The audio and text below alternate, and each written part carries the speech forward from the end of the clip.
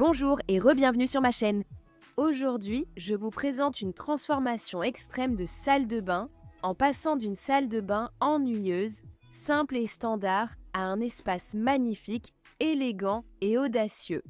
Sur ma chaîne, je partage des astuces de nettoyage, désencombrement, organisation et relooking maison du quotidien. Si cela vous intéresse, j'espère que vous vous abonnerez à ma chaîne si ce n'est pas déjà fait. C'est parti! Comme pour toute transformation, nous allons commencer par simplement ranger cet espace, pas un nettoyage en profondeur. Nous ferons cela à la fin, après la transformation. Je vais juste tout ramasser, essuyer les surfaces pour ne pas travailler dans un espace en désordre ou sale. Mais comme je l'ai mentionné, le nettoyage en profondeur se fera à la fin, une fois que tous les trous seront percés, juste pour nettoyer après la transformation elle-même, parce que parfois, refaire une pièce peut devenir un peu salissant. Une fois que j'ai fini d'essuyer le plan de travail, je vais tout retirer de cette pièce, reboucher quelques trous, nettoyer les plinthes, juste faire quelques préparatifs généraux pour la transformation. Et par tout retirer de cette pièce, je veux dire la plante, le support et le miroir. Il n'y a pas grand-chose ici. Tout est très simple, de qualité constructeur, avec une peinture mate et a vraiment besoin d'une rénovation. Avant de commencer à peindre, je veux juste préciser rapidement que la couleur que j'ai choisie n'est en fait pas celle que je voulais au départ. J'ai agi contre mon intuition. Je suis allée au magasin de peinture et j'ai choisi autre chose, et je le regrette un peu. Ce n'est pas terrible, mais j'ai l'impression que je voulais quelque chose d'un peu plus foncé et un peu plus gris. La couleur que j'ai choisie est clairement un peu plus vive que ce que je voulais. Donc il se peut que je finisse par la changer, mais c'est un de ces moments où je m'en veux en me disant « Mince, tu aurais dû simplement faire confiance à ton instinct. » Fais toujours confiance à ton instinct. Mais à ce stade, c'était tellement de travail que je vais essayer de m'y habituer avant de décider de vraiment la changer. La couleur que j'ai choisie était Indigo Boutique et la couleur que je voulais à l'origine était bleu charbon. Comme je l'ai dit, elles sont très similaires, toutes les deux bleues. Je voulais du bleu mais avec un peu plus de gris. Comme je l'ai dit, la couleur que j'ai choisie paraît plus vive et ressemble parfois à du bleu royal selon l'éclairage. Sous certains éclairages, la couleur choisie correspond exactement à ce que je voulais. Il semble presque que lorsque la lumière est vive et froide, comme la lumière du soleil ou la lumière du jour, comme nos ampoules qui sont actuellement dans cette salle de bain, c'est à ce moment-là que la couleur paraît la plus vive. Finalement, je vais changer les ampoules pour voir si cela aide, ce qui est le cas. Et sur les murs du fond où la lumière du jour n'arrive pas, j'aime vraiment cette couleur, donc je vais essayer de m'y habituer. Je vais lui laisser du temps et voir comment ça évolue. Et s'il y a un moment où je me dis que je n'aime plus cette couleur et que je ne veux plus la voir, à ce moment-là, je la changerai. Il y avait du dentifrice sur le mur à cause d'un de mes enfants, mais comme dit, on nettoie un peu avant de peindre. Il est temps de commencer à peindre cette salle de bain. Cette salle de bain m'a pris tellement de temps à peindre. Je ne vais probablement pas repeindre une autre salle de bain avant un bon moment. Sauf bien sûr si je décide de changer cette couleur. Mais ça a juste pris tellement de temps avec toutes les découpes, le contournement du meuble lavabo, derrière les toilettes et tout ça. Ça m'a pris 2 jours entiers de peinture.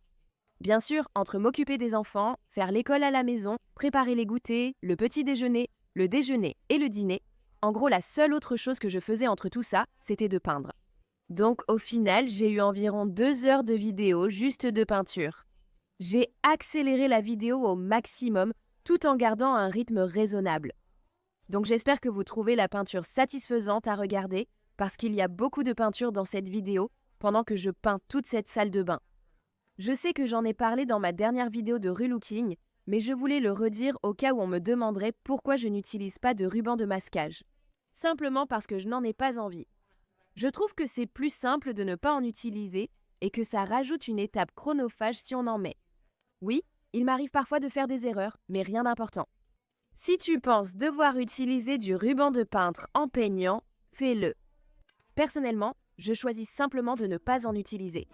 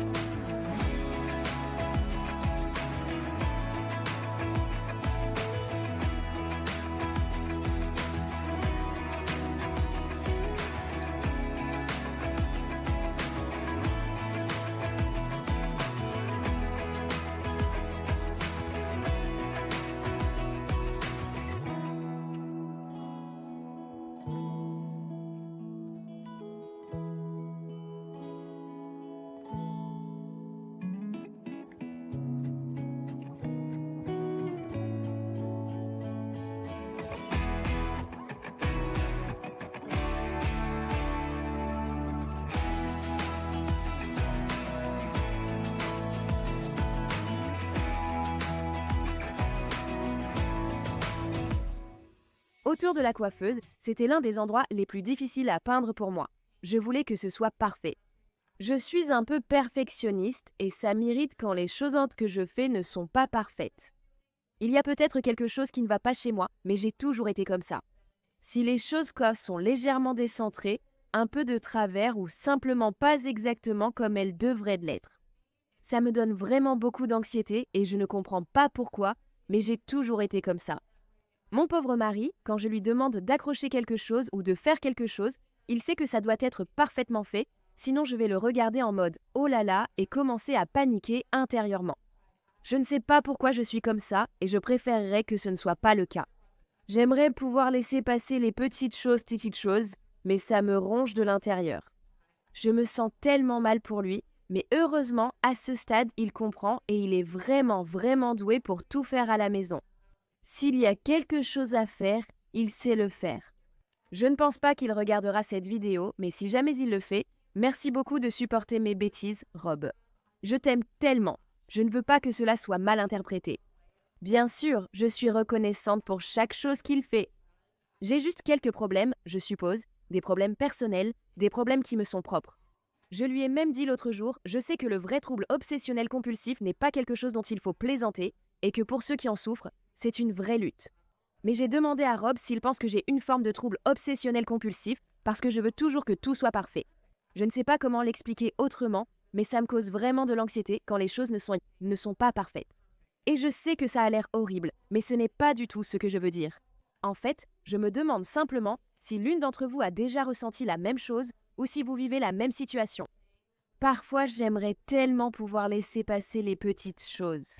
Comme si ce n'est pas parfait, c'est comme ça, et probablement que personne ne remarque les imperfections à part moi. C'est quelque chose que je n'ai jamais partagé et je n'en ai pas honte. C'est juste comme ça. Comme je l'ai dit, j'ai toujours été comme ça toute ma vie. Et aussi étrange que cela puisse paraître, ce n'est que ces dernières années que j'ai réalisé que tout le monde n'est pas comme ça. Je pensais que tout le monde voulait que tout soit, vous savez, parfait. Je n'ai pas d'autre expression pour ça, que ce soit parfait, symétrique, équilibré ou comme vous voulez l'appeler. Je veux juste que les choses soient à leur place et je croyais vraiment que tout le monde était comme ça. Si vous vous demandez pourquoi ma maison est en désordre alors que je suis perfectionniste, la raison est que je ne parle pas vraiment de désordre. Je parle plutôt de choses qui sont, comme je l'ai dit, décentrées, inégales ou de travers.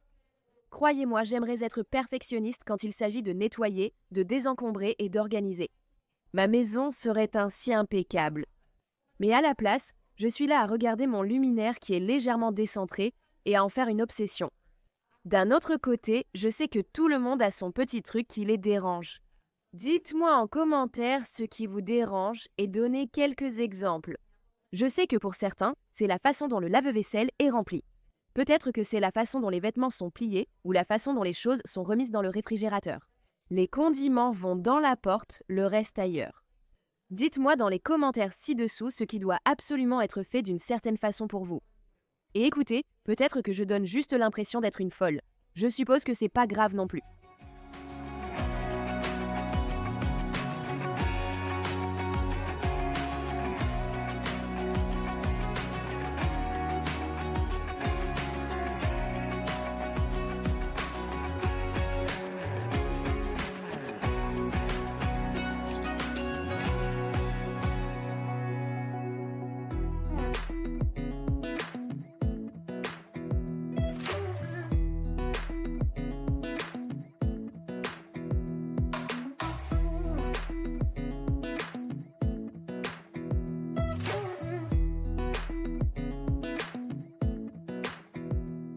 J'ai mentionné au début que parfois la peinture paraît presque bleu royal et on peut vraiment le voir ici.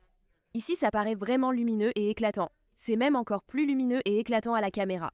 En réalité, c'est un peu plus foncé que ce que la caméra montre. Je vais mettre une photo de l'échantillon de peinture ici à la caméra pour que vous puissiez voir la vraie couleur parce que j'ai l'impression qu'ici, la caméra ne montre vraiment pas la couleur réelle. Même à l'écran, l'échantillon ne montrera peut-être pas la couleur exacte, mais il sera plus fidèle que ce que montre ma caméra. Quand j'ai ajouté l'échantillon à l'écran, j'ai été complètement choquée que la caméra ne capte pas du tout la bonne couleur. C'est extrêmement trompeur. Ma salle de bain n'est certainement pas bleu vif. Donc je suppose que vous devrez faire un peu preuve d'imagination ici et l'imaginer un peu plus foncé et plus gris que ce que ma caméra montre, mais c'est quand même très très bleu. La peinture terminée, il reste à réinstaller la salle de bain avec de nouvelles poignées et un miroir. J'ai déjà installé un luminaire doré. Rob m'aidera à pas ajouter un nouveau robinet. Il va installer le porte-rouleau de papier toilette et ajouter quelques poignées dorées. Mon objectif pour cette salle de bain était de la rendre bleue et dorée. J'adore cette combinaison, j'aime vraiment le rendu. Je l'aurais probablement préféré avec une autre couleur de peinture, mais j'espère encore m'y habituer. Je vais aussi ajouter un tableau avec un peu de vert et je vais remettre la plante ici. J'ajoute la verdure de la plante et le tableau avec du vert que je vais vous montrer bientôt. Je vais faire un petit haul, vous montrer les poignées. J'avais aussi d'autres choses dans ma commande Amazon que je vais vous montrer parce qu'elles sont dans la boîte. Alors autant vous montrer ce que j'ai pris, mais j'ajoute cette verdure pour casser un peu le bleu et l'or. Je n'ai juste pas envie que ça fasse trop bleu et or. Donc j'espère qu'avec le tableau qui relie tout et la plante à l'intérieur, ça pourra un peu apaiser l'ensemble. J'ai acheté ces 2 tableaux sur Amazon. Je pense que je préfère celui qui est horizontal avec moins de vert et le pot bleu tout seul. Mais comme l'autre est vertical et qu'il y a plus de vert, c'est celui-là que je vais choisir. Voici le miroir qui ira dans la salle de bain. Je ne vais pas encore le sortir complètement parce que c'est la veille et je ne veux pas le sortir et qu'il soit abîmé. Donc je vais le remettre à sa place et puis le lendemain, on l'accrochera et on terminera dans la salle de bain.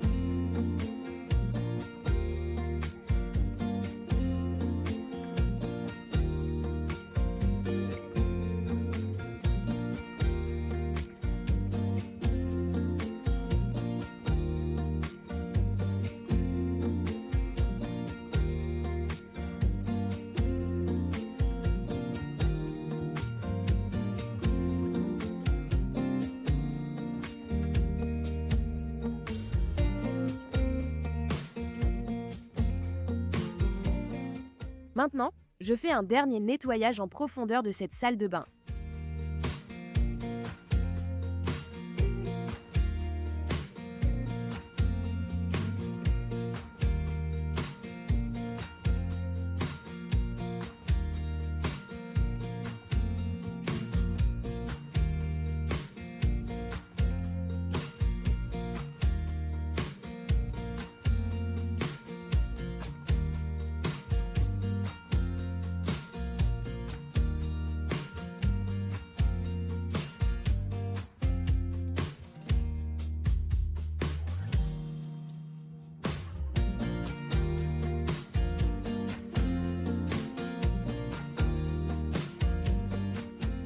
Je termine cette voie off 1 jour et demi après avoir peint et je pense que la peinture de la salle de bain avait besoin de ce temps pour révéler sa vraie couleur. Je commence vraiment à l'aimer et en fait je suis très contente de mon choix à ce stade. Je sais que j'ai un peu changé d'avis depuis le début de cette vidéo, mais quand je l'ai appliqué au départ, c'était vraiment clair et j'aime beaucoup ça. C'est sans doute parce que la salle de bain prend forme. J'ai traversé une phase de doute. À chaque fois que je fais une transformation, je passe un peu par cette petite phase de « Oh mon Dieu, qu'est-ce que j'ai fait ?» Je dois généralement faire confiance au processus et j'aime le résultat. Vous pourrez vivre mes pensées en direct durant cette transformation. Et enfin, à la fin ici, j'adore le résultat. Je trouve que ça a l'air tellement élégant et c'est exactement ce que j'avais imaginé. Même les touches de verre donnent vraiment vie à cet espace. J'adore les murs sombres et audacieux. J'aime vraiment cette salle de bain, c'est sans doute ma pièce préférée. Merci d'avoir partagé cette montagne russe émotionnelle du relooking avec moi. J'espère que la vidéo vous a plu. Si c'est le cas, n'oubliez pas de mettre un pouce en l'air et de vous abonner à ma chaîne si ce n'est pas déjà fait. Merci encore et on se retrouve dans la prochaine vidéo.